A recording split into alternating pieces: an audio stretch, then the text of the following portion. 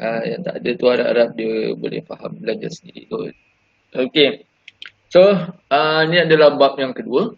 Sampling for kita ada empat case dan keempat-empat case tu saya dah share video dia kat dalam kita punya WhatsApp group. So selebihnya nanti yang kelas Dr. Ismail tunggu je lah kelas daripada ini kuliah daripada dia. Bagi yang kelas saya nantilah bila dah habis kelas nanti pun. Okay, so next adalah sampling for X bar. Ini adalah case yang pertama. Kita ada X bar, kita ada case X bar 1 minus X bar 2. Kita ada P1, kita ada P, single P. Dan juga kita ada case P1 minus P2. So hopefully target kita hari ni habis lah. Untuk dua case yang pertama mungkin kita boleh habis petang ni. Dan case yang kedua kita boleh habis insyaAllah malam. Okay, so sampling for X bar. So kita bermula dengan population. Kita bermula dengan population kita. So katakanlah ini population kita. Kita punya population. So katakanlah kita punya population ini adalah follow taburan normal. Setiap item dalam population ini kita katakan dia follow taburan normal dengan mean dia mu dan juga variance dia sigma kuasa 2. Okay, so ini adalah dia punya population. Population dia taburan normal. Okay, taburan normal. So daripada population ini kita ambil sampel. Okay, kita ambil sampel. Banyaklah sampel ni. Kita ambil sampel, banyak sampel ni. Okay, di mana setiap sampel ini bersaiz n. Setiap sampel ini bersaiz n. So n kecil itu merujuk kepada saiz sampel yang diambil. Okay. Okay. N kecil ini merujuk kepada saiz sampel. Okay, saiz sampel. So data dia mungkin berbeza-beza lah, tapi bersaiz n. So untuk setiap sampel itu katakanlah kita kira dia punya mean sampel.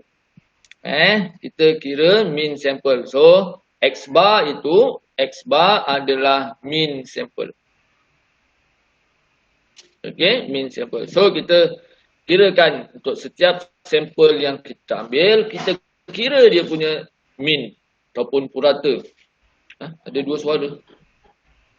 Anis, ada dua suara Yang lain ada dua suara ke? Saya tak dengar pula ada suara saya. Mungkin suara lain ke? Anis, kamu punya je, tempat kamu je. Hati-hati tengok belakang ke, kiri kanan ada orang lain ke apa. Tengok sikit. Jangan ada kelibat ke.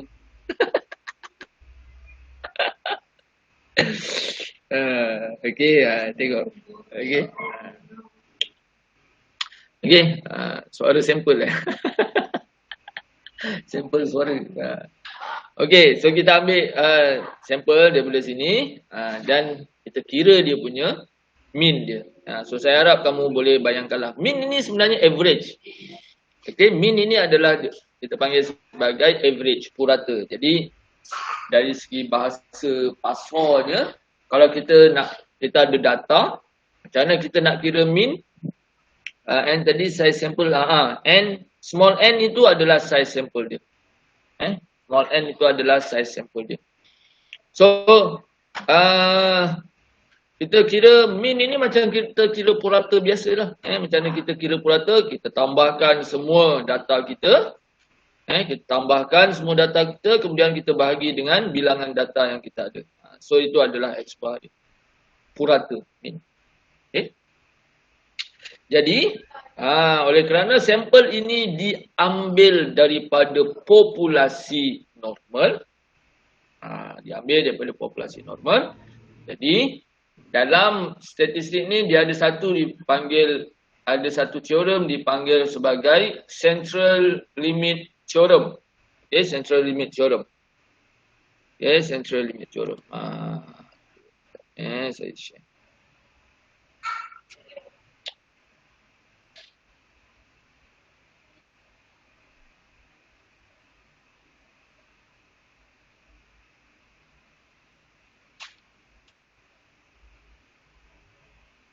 Ni saya ambil daripada dalam buku lah.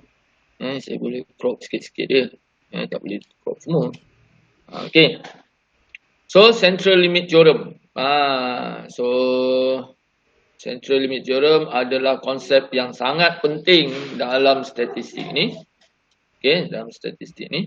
Okay, dia kata, statement yang pertama, dia ada 3 statement. Okay, dia ada 3 statement. Statement yang pertama dia kata apa? The mean of the sampling distribution of mean is the same as the population mean. Itu bahasa dia lah. Okay, bahasa mudahnya. Sekarang kita nak, sebab ini ada X bar banyak kan. Sekarang X bar ini akan menjadi random variable kita. Okay. Dia kata apa? Oleh kerana diambil daripada populasi normal, maka persamplan untuk X bar juga akan tertabur secara normal. Ini dipanggil sampling mean. Persamplan untuk X bar, mean sample. So, X bar ini, sebab ni ada banyak ni. Banyak lagi sampel kita boleh ambil bersaiz yang sama. Banyak ni. Banyak. Okay, banyak. Okay. Jadi, persamplan untuk X bar ini dia katakan akan follow taburan normal. Kenapa? Sebab induk dia, sumber di mana sampel itu diambil, tertabur secara normal. Maka X bar juga akan follow taburan normal. Okey, akan follow taburan normal. Sebab induk dia diambil daripada taburan normal. Okey. Central limit theorem kata, statement yang pertama, mean untuk X bar, kita ingat bahawa bila kita nak menulis ruangan pertama ini adalah merujuk kepada mean untuk random variable kita. Dalam kes ini, random variable kita adalah X bar. Okay. Jadi mean untuk X bar atau mean untuk random variable kita, tengok statement yang pertama, dia kata apa? Akan mempunyai mean yang sama dengan mean populasi. Akan mempunyai mean yang sama daripada populasi yang diambil. So, apa dia mean population kat sini? Mean population kat sini adalah mu. Maka mean untuk X bar juga adalah mu.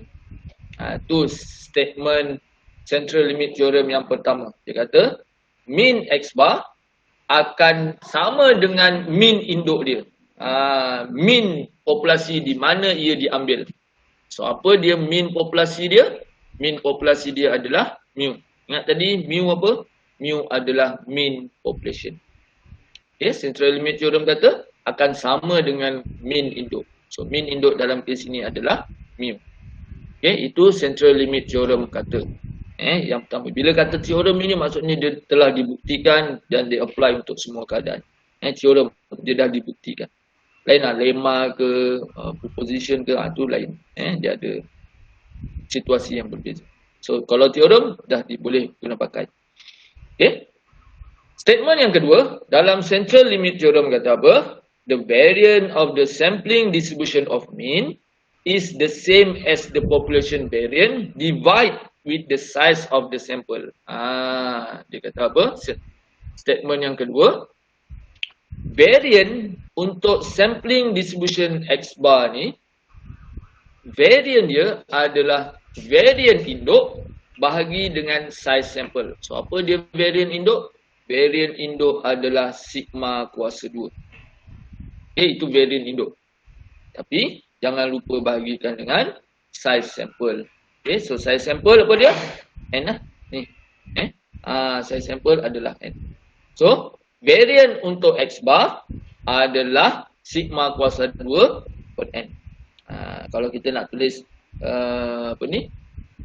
dalam notation, kadang-kadang ada yang kamu akan jumpa, katalah kamu ambil rujukan buku-buku lain kan, kadang-kadang dia ada tulis macam ni, mu untuk X bar, dengan kata lain, mean untuk X bar adalah sama juga dengan mu, dan variance untuk X bar adalah sama juga dengan variance kuasa 2 induk dia bahagikan dengan N.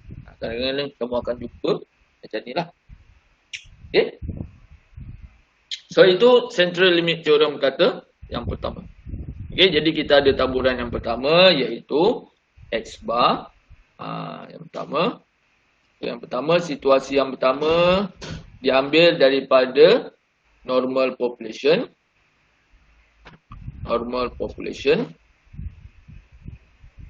Okay, normal population dia X follow normal dengan mean mu dan juga variance kuasa 2.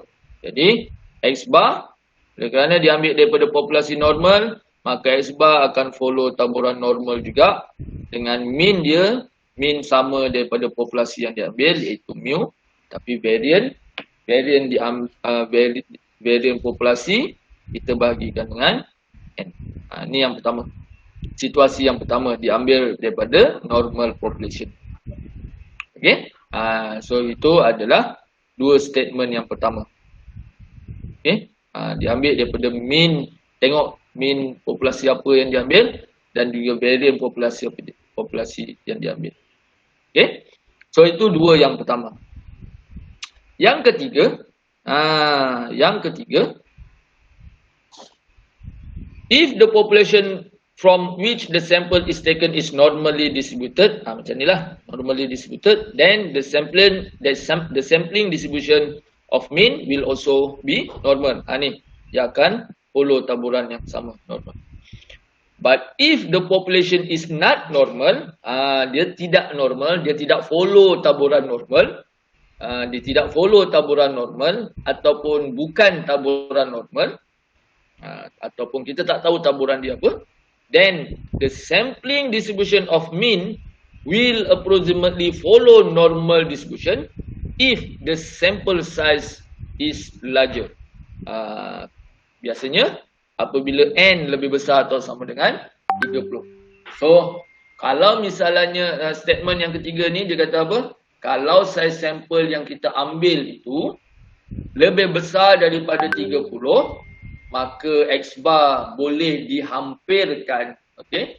Boleh dihampirkan approximately follow normal distribution. Itu kalau dia tidak follow taburan normal populasi yang asal. Okey? So ini situasi dia. So, saya ambil satu contoh. Ada dalam chapter yang pertama, ada taburan binomial, ada taburan Poisson. Okay, bagi siapa yang tak tahu, nanti tengoklah video tu atau tunggu Dr. Ismail explain. Ada dia punya explanation. Explanation Dr. Ismail lagi bagus, senang faham. Sebab saya pun belajar daripada dia. Okay, so sekarang katakanlah, ini kes yang pertama lah. Kes yang kedua, katakanlah induk dia ni, population ini, daripada taburan binomial. Population dia diambil daripada taburan binomial. Okay, ada dua parameter. Dua maklumat yang kita perlu tahu bila kita nak menulis suatu random variable follow binomial. Iaitu yang pertama apa? Yang pertama adalah number of trial. Saya guna lain sikit, NB. Okay, kalau dalam buku, siapa yang ada buku, dia tulis N sahaja. Tapi saya nak bezakan, saya nak bezakan antara simbol N untuk size sample dengan simbol N untuk number of trial dalam taburan binomial. Okay, jadi saya gunakan NB merujuk kepada number of trial dalam taburan binomial. Okay, NB kat sini maksudnya apa? Number of trial in binomial. Binomial distribution. Nanti kalau kamu belajar, tahulah apa maksud number of trial tu. Yang kedua adalah pi. Apa dia pi kat sini? Pi itu adalah probability of getting success in one trial. Okay, probability of getting success in one trial. Adalah dalam video binomial pun saya ada terangkan apa maksud pi ni. Nanti tengoklah siapa yang nak tengok. Okay, dan dalam video tu juga saya ada terangkan Mean untuk taburan binomial, ini populasi ni yang follow binomial, mean untuk taburan binomial adalah NB darab dengan pi. Dan juga variant untuk taburan binomial ini adalah NB darab dengan pi darab dengan 1 tolak pi. Semua ni ada dalam buku. Bagi siapa yang ada buku tu boleh rujuk buku dia. Boleh rujuk buku yang ada. Dia ada, semua maklumat ni ada. Cuma saya simplifykan je lah. So sekarang katalah ini follow taburan binomial. So kita ambil sampel, banyaklah sampel macam tadi lah. Banyak sampel, bersaiz n. Bersaiz n. Sama juga bersaiz n. Dan setiap sampel itu kita kira dia punya mean sample. Kita kira mean sample dia. X bar. Kira mean sample dia.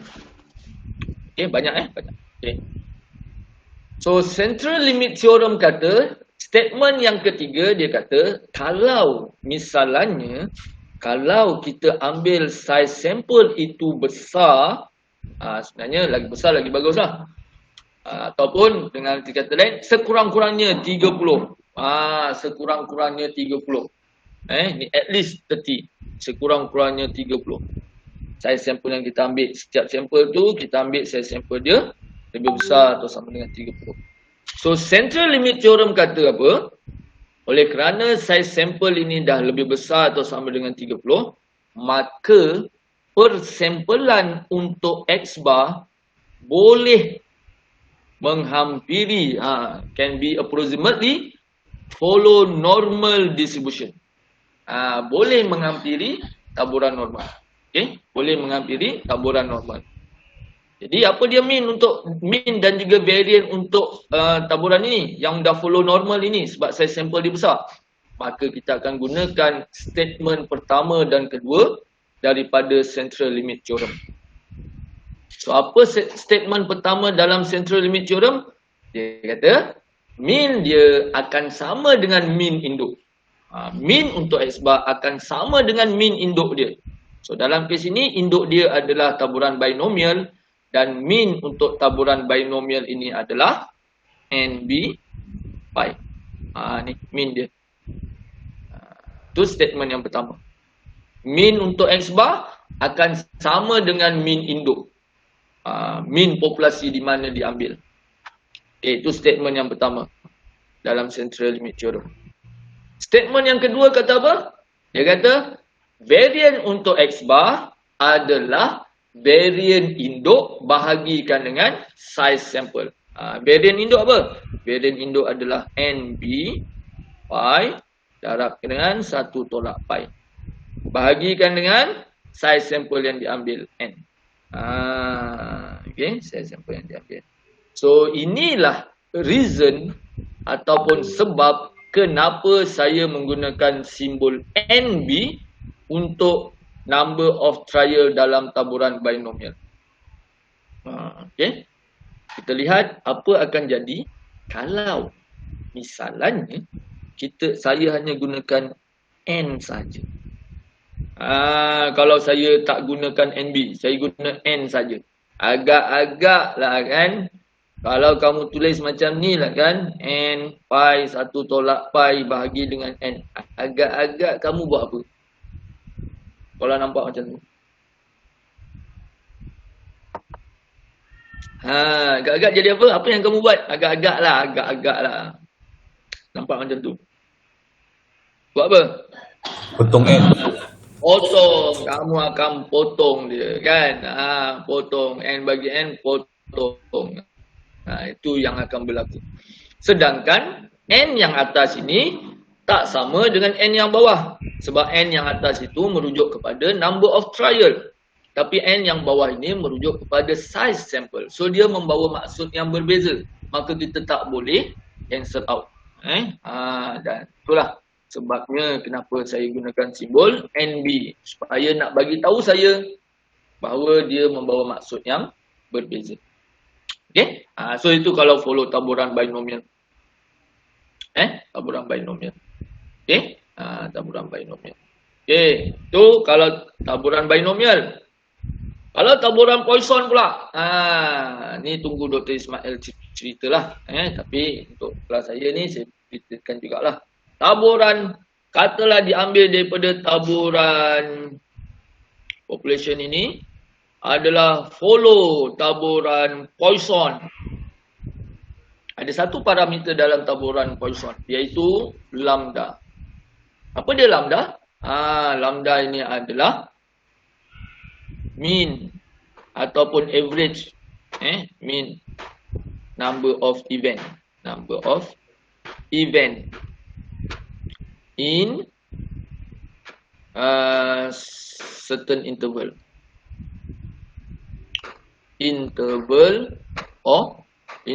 of space. Dia merujuk kepada lambda ni apa? Kalau kita tahu untuk sela masa tertentu atau ruang tertentu, kita tahu dia punya purata kejadian yang berlaku, maka dia follow taburan Poisson. Okay, so dalam taburan Poisson juga kita boleh dapatkan dia punya mean. Apa dia mean dia? Mean dia adalah lambda. Apa dia variant untuk taburan Poisson? Variant untuk taburan Poisson juga adalah lambda.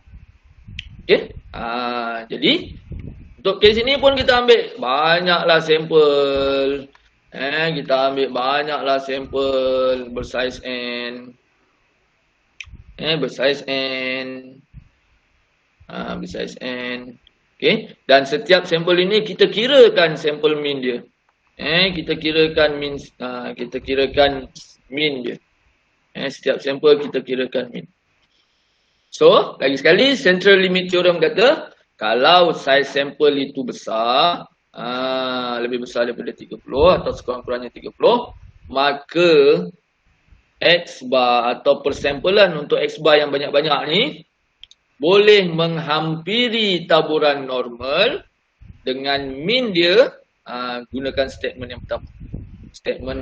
Statement central limit theorem pertama, dia cakap apa? Akan sama dengan mean induk. So, apa dia mean induk? Mean induk adalah lambda. Kemudian variant dia atau statement central limit theorem yang kedua, dia kata variant untuk X bar akan sama dengan variant induk. Variant induk apa? Lambda. Tapi jangan lupa kita bahagikan dengan n atau size sample. Okay, so ini 3 case. 3 situasi lah, sebab kita belajar kalau dalam untuk kamu biasa untuk space ni biasa disimpulkan, dipermudahkan sikit. Sebenarnya banyak, ada lagi taburan dia, hypergeometry, negative binomial, ada taburan exponential, tapi tu susah sikit nak faham. Tapi saya rasa batch kali ni nampak bagus semua, minat belajar dan juga pandai-pandai semua. So nanti saya akan share video untuk 3 lagi taburan tu lah dalam grup WhatsApp. Cuma dia dalam bahasa Inggeris lah. Dalam bahasa Inggeris. Tapi senang je, Inggeris saya pun terabur.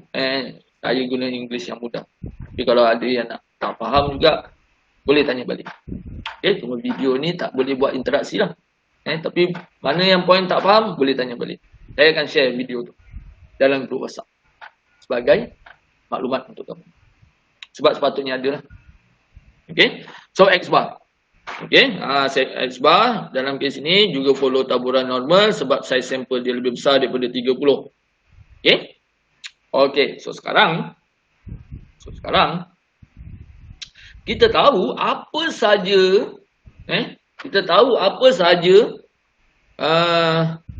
taburan, apa saja random variable, apa saja random variable yang follow taburan normal ni dengan mean untuk random variable tersebut dan juga variant untuk random variable tersebut. Kita tahu boleh kita transform ke dalam Z. Kita boleh transform ke dalam Z dengan menggunakan formula. Ni saya bagi general formula. Okay, saya bagi general formula. Z transformation, general formula dia adalah Z sama juga dengan random variable. Ni random variable dia ni. Random variable. Tolak dengan mean untuk random variable. Ni random variable. Random variable. Tolak dengan mean untuk random variable. Ni mean untuk random variable. Biar apa saja yang kamu tulis kat ruangan pertama.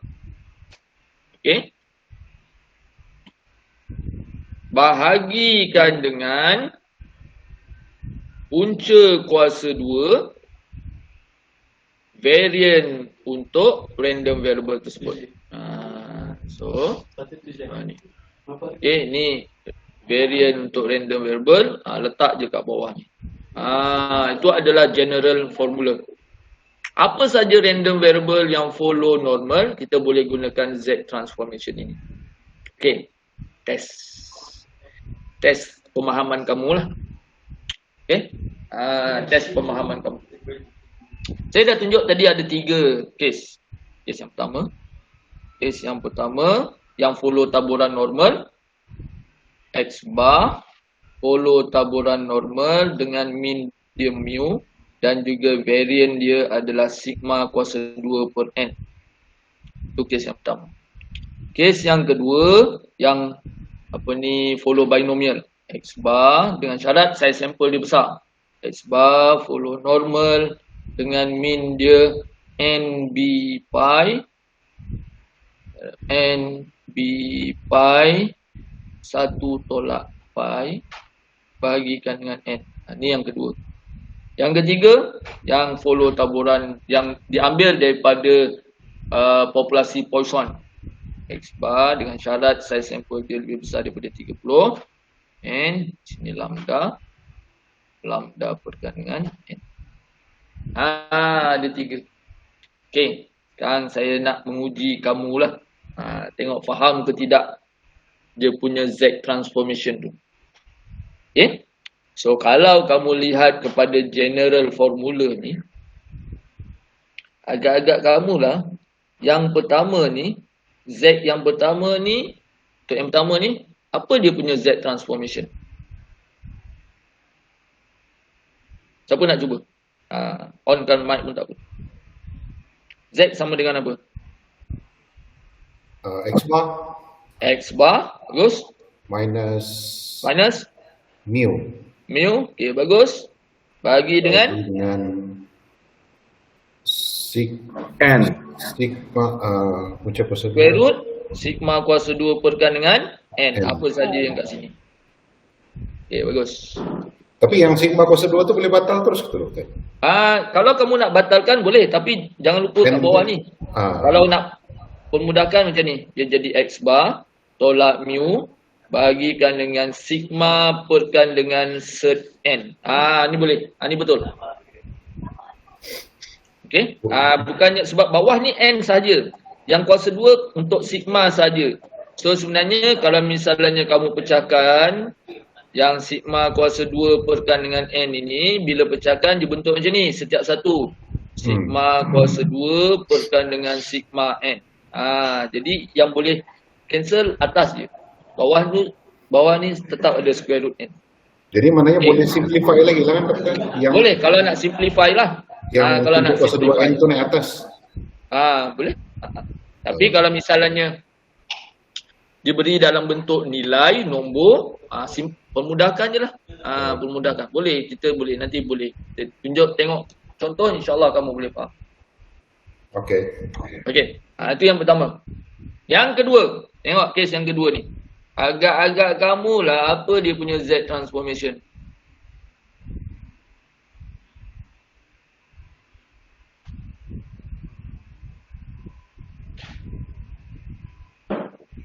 Apa dia? Ada yang nak cuba? Tak ada? Panjang sikit. Panjang sikit.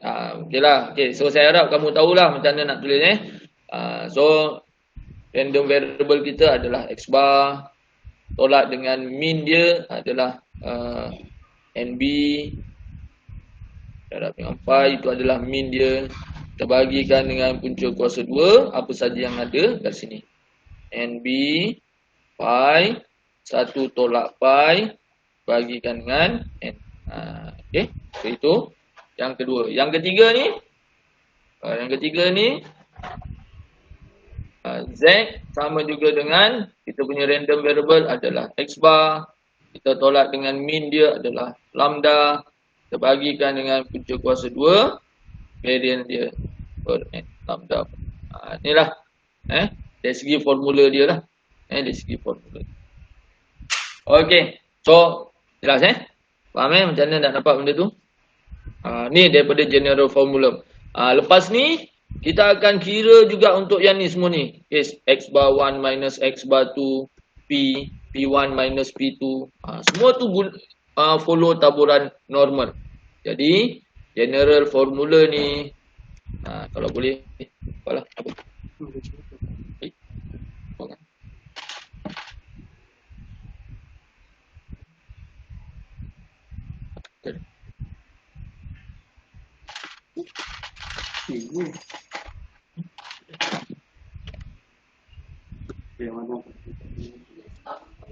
Rasa tinggal ke tu? Okay. Okay. So, sekarang kita tengok satu contoh. Hilang pula. Ada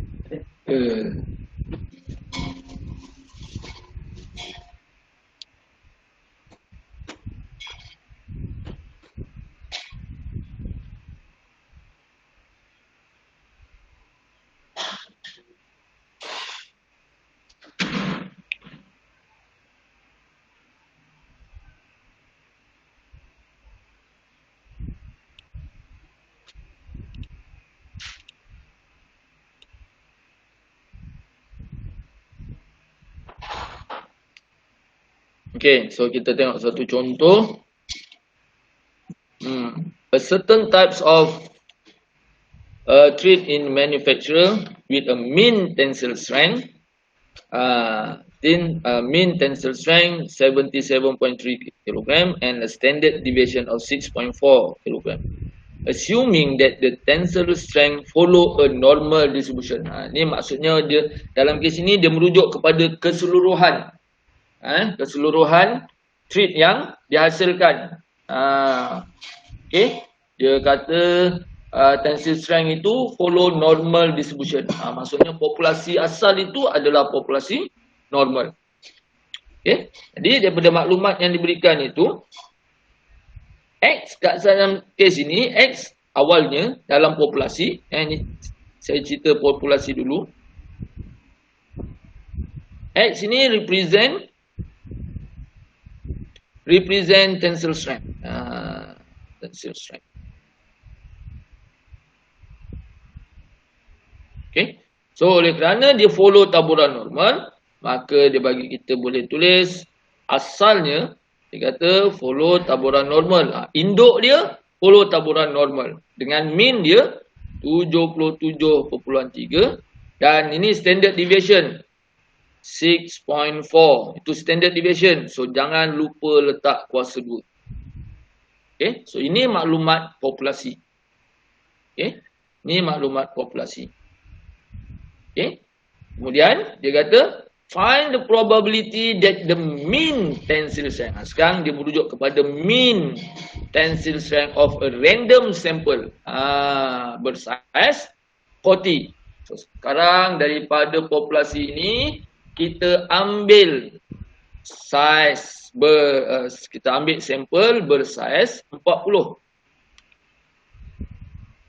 Maka dia suruh dapatkan probability untuk mean tensile strength bagi random sampel ini. Maka kita sebenarnya nak mencari untuk X bar. Okay, mean sample, mean sample. So X bar dalam kes ini oleh kerana induknya populasi asalnya follow normal, maka X bar juga akan follow normal.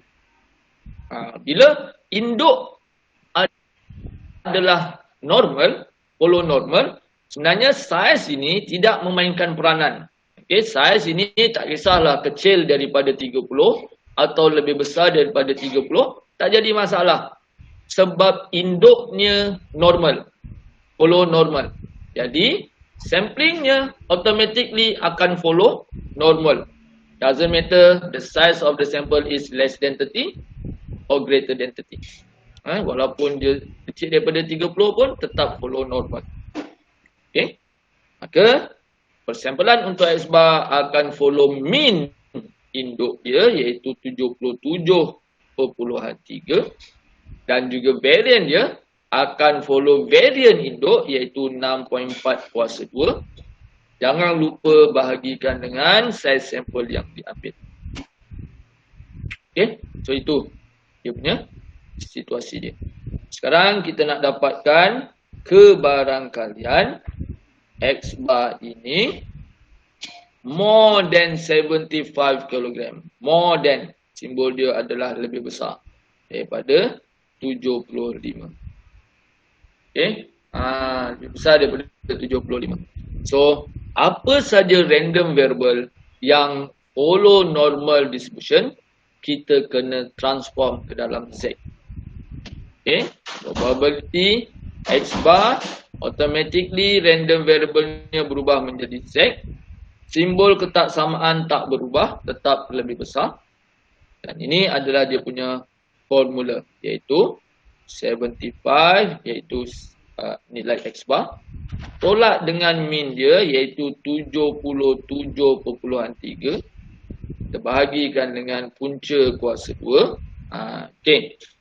Instead of you write all these numbers kat sini, daripada kamu tulis 6.4 kuasa 2 per 40 kat ruangan ini, adalah lebih baik kalau kamu kira ni dulu kepada single value. Maksudnya permudahkan. Okay, so sekarang 6.4 kuasa 2 per 40. Kalau dipermudahkan, berapa jawapan dia kat sini? Kepada single value. Keseluruhannya 1.01. Keseluruhan dia lah. Sini 1.01. Ya, keseluruhan dia lah. Yang saya bagikan 6.4 kuasa 2 bahagian 40 punca kuasa semua tu 1.01 lah. Oh, selepas punca kuasa 2? Ya, betul doktor. Oh, kalau sebelum? Berapa? 6.4 kuasa 2 per 40. Ada siapa yang boleh tolong? 1.024. 1.024. 1.024. 0.24 sahaja ke ada lebih lain tak? Itu sahaja. Ini saja. Okey. Okay. So sekarang jadi kamu tak perlu tulis benda ni semua kat bawah tu, just letak saja 1.024. Okey. So tutup dia. Okey. Itulah sebab ini nilai kat sini adalah variant, tapi dari segi formula dia adalah standard deviation. Jadi sebab itu kita kena letak punca kuasa 2. Okey. So selepas itu kita permudahkan Z lebih besar daripada ni 75 tolak 77, for sure dia akan bernilai negatif. So negatif something lah. So siapa yang boleh tolong dapat negatif berapa kat sini?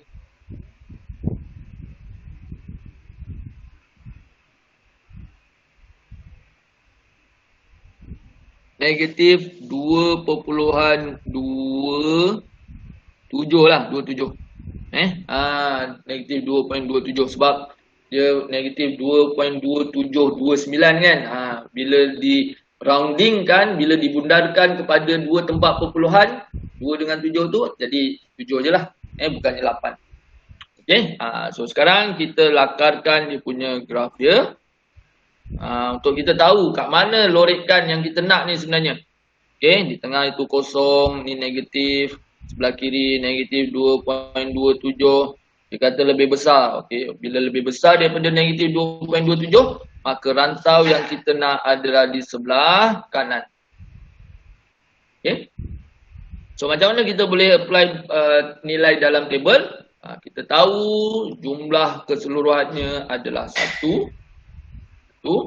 Maka kita tolak rantau yang kita tak nak sini, hujung sebelah kiri.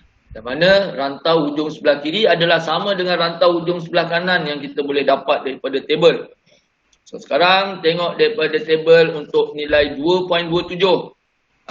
Dapatlah jawapan situ. Dapatlah jawapan akhir berapa.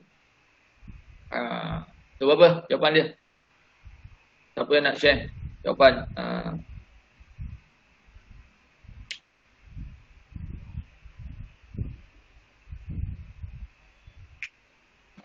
Siapa nak share? Jawapan akhir ke ataupun jawapan yang kat sini? Jawapan akhir Khairil? 0.0166 jawapan akhir Salah tak? Mesti kat sini. Sini 0.0166. Macam mana saya tahu bukan 0.0166 kat jawapan akhir? Macam mana saya tahu? Sebab kamu tengok rantau berlorek ini dah lebih daripada separuh. So jawapan akhir mesti, bukan yang 01, okey, 0116. Okey, sorry. Okey, 0.0116. Antara dua tempat ni, kenapa saya rasa bukan di sini jawab tempat dia? Sebab saya tahu jawapan akhir saya mestilah lebih besar daripada 0.5. Kerana secara logiknya, oleh kerana separuh itu dah 0.5, maka termasuk bila ada lebih sikit yang sebelah kiri ni, maka dia akan jadi lebih besar daripada 0.5. So jawapan akhir berapa? 0.98884.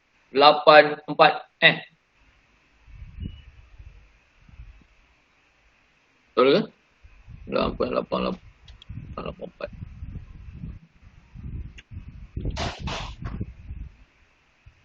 Betul Okey.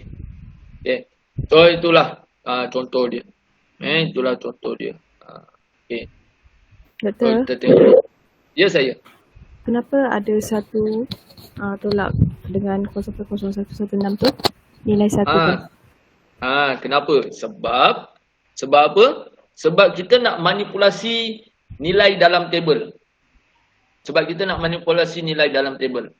Kenapa? Sebab kita tahu rantau yang tak berlorek ini daripada jadual. Daripada jadual statistik. Dan kita juga tahu jumlah keseluruhannya. Maksud jumlah apa? Ni keseluruhan asal ni. Yang luas di bawah graf itu. Luas di bawah graf sama dengan berapa? Kalau keseluruhannya? 1. 1 kan? Mana datang benda ni? Tadilah. Masa kita bincang yang ini normal tadi. Ni. Tadi. Bukan ni. Ni datang daripada sinilah. Ni ke? Bukan. Sini ke? Mana? Normal distribution. Ni. Okey. Luas di bawah graf ni tadilah 1. Okey. Jadi luas di bawah graf sama dengan 1. Maksudnya keseluruhan ni 1. Tapi ada area yang kita tak nak. Ada small area hujung kat sini yang tak berlorek. Sebab yang kita nak ni yang berlorek saja, yang hitam ni. Yang lorek ni. Yang ni kita tak nak. Jadi kita tahu luas keseluruhan rajah adalah 1. Datang 1 kat sini. Bila kita tolakkan, maksudnya kita buang yang kita tak nak, yang tak berlorek tu, bakinya yang berlorek hitam ni kan. Kaedah saya lebih suka. Sebab tu buku tak bercakap. Jadi sebab tu kadang-kadang saya kadang-kadang daripada pengalaman cara nak mudah fahamkan lah. Sebab saya dulu pun pelajar yang slow sikit. Jadi fahamkan macam ni lah. Kita visualkan masalah. Okey, boleh. Siapa tadi yang tanya? Nora Kila, boleh? Okey, faham. Faham Okey. Macam tu lah. Mana datangnya satu benda tu. Sebab total area di bawah. Okey. Lain ada soalan? Ada soalan lain? Tak ada. Okey, so kalau tak ada, kita tengok contoh yang lain.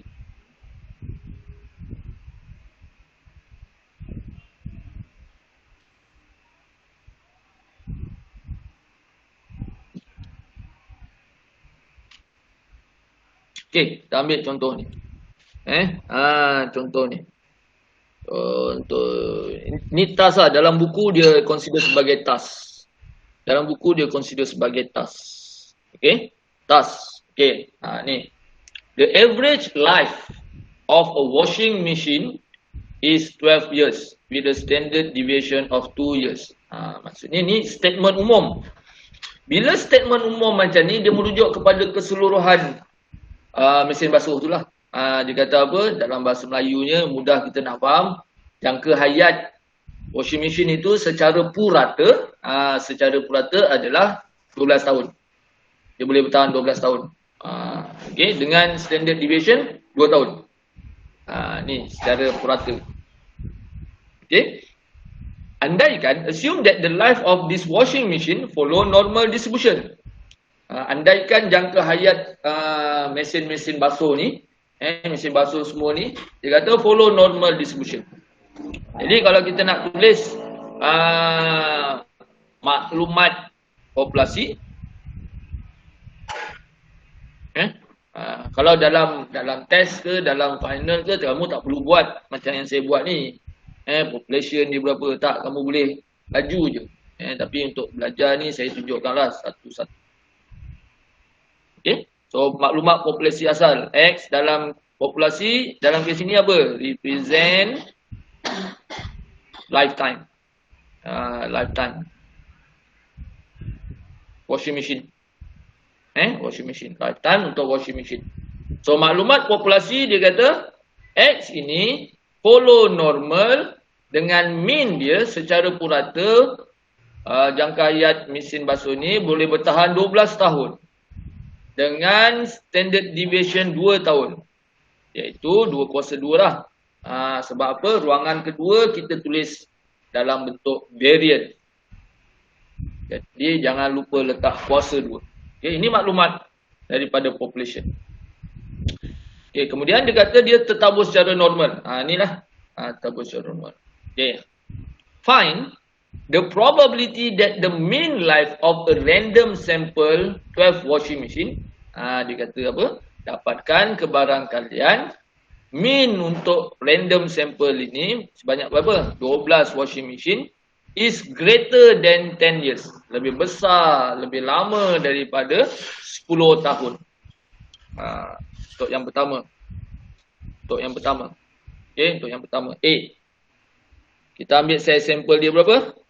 12. Ni 12 washing machine. Maka dia tanya mean for this random sample. Maksudnya X bar lah. Mean untuk sampel.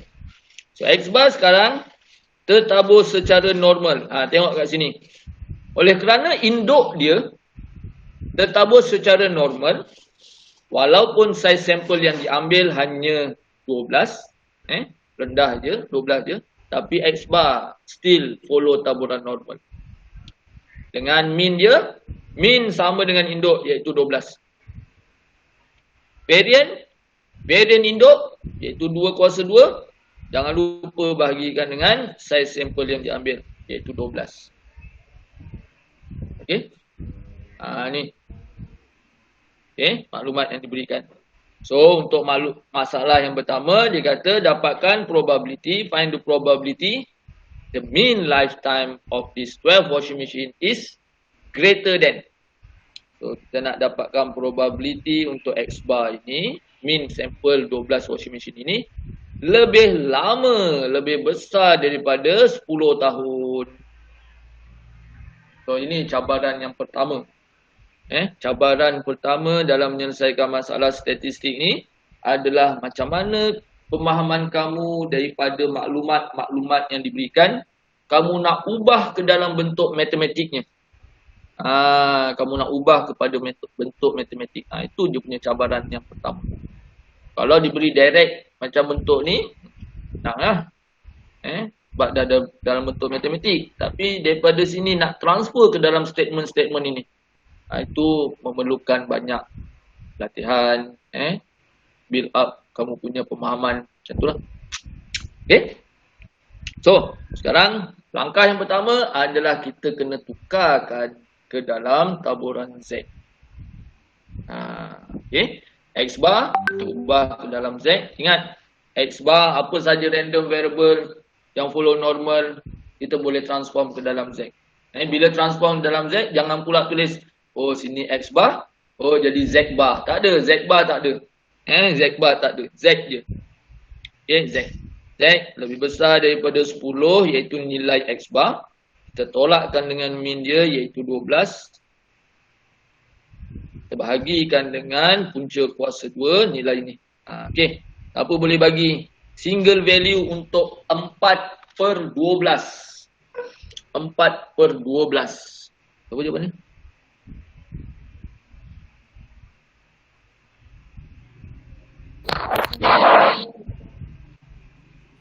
Kosong point 0.33. Okey. Dalam kes ini ambil kepada 4 tempat perpuluhan, iaitu 0.3. Ada 3 ke? Atau 0.33 je? 0.3333. Kan dia tak berhenti kan. So dalam kes ini ambil kepada 4 tempat perpuluhan. Okey. 4 ke 5 ke, tapi jangan 0.33 je. Jangan roundingkan kepada jangan roundingkan atau kecilkan terlalu awal. Nanti kalau tak, jawapan kamu tak accurate. Okay. So sekarang bila dah bagi the probability of Z greater than, okay, again dari sekali 10 tolak 12 ni mesti dapat nombor negatif lah. So siapa yang dah dapat negatif berapa kat sini? Negatif 6. Ini sini 6.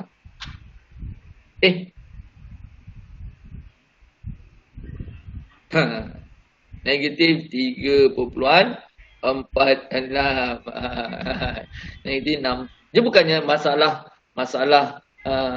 silap ke apa kat situ. Mungkin negatif 6 boleh jadi betul. Cuma saya dah berpuluh kali lah selesaikan masalah ni dalam kelas. Tak pernah keluar negatif 6 jawapan tu. Lupa punca. Jangan lupalah lain kali. Okey. So, sekarang lebih besar daripada negatif 3.46 dari sekali. Maka selamat kita coretkan. Sini kosong. Ini negatif 3.46 berada di sebelah kiri. Negatif 3.46. Sekarang simbol ketaksamaan lebih besar. So, oleh kerana lebih besar, rantau kita lorekkan berada di sebelah kanan. Okey. Sudah pasti pendekatan lagi tadi kita tahu luas kawasan di bawah graf adalah 1 total, jumlah luasan di bawah graf 1. Kita tolakkan rantau yang kita tak nak daripada table, kita boleh dapatlah jawapan akhir. Yang pasti jawapan akhir kamu akan lebih besar daripada 0.5. Cuba selesaikan, fill in the blank. Dapat berapa jawapan ni?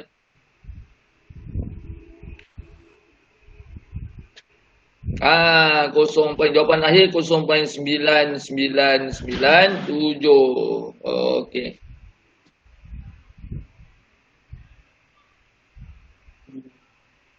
Okey. Adalah jawapan kat sini. Ini daripada table from table.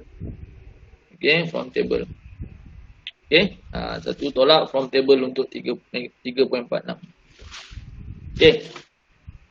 Ada soalan untuk yang pertama ni? Ada soalan? Ada?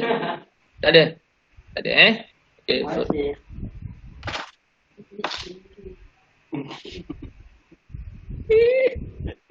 Okey, yang kedua.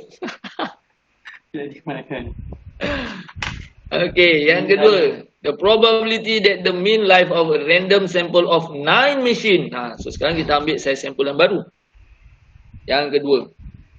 Kita ambil size sampel yang baru iaitu 9. Okay, size sampel yang baru 9. Jadi, kita ada taburan X bar yang baru. Ada yang baru, X bar yang baru. X bar yang baru kata, dia akan tetap follow normal juga. Min induk adalah 12. Okay. Kemudian the variant dia adalah variant induk iaitu 4. 202 tu lah. Bahagikan dengan 9. Sebab size sampel dia sekarang 9. So, tu dia X bar.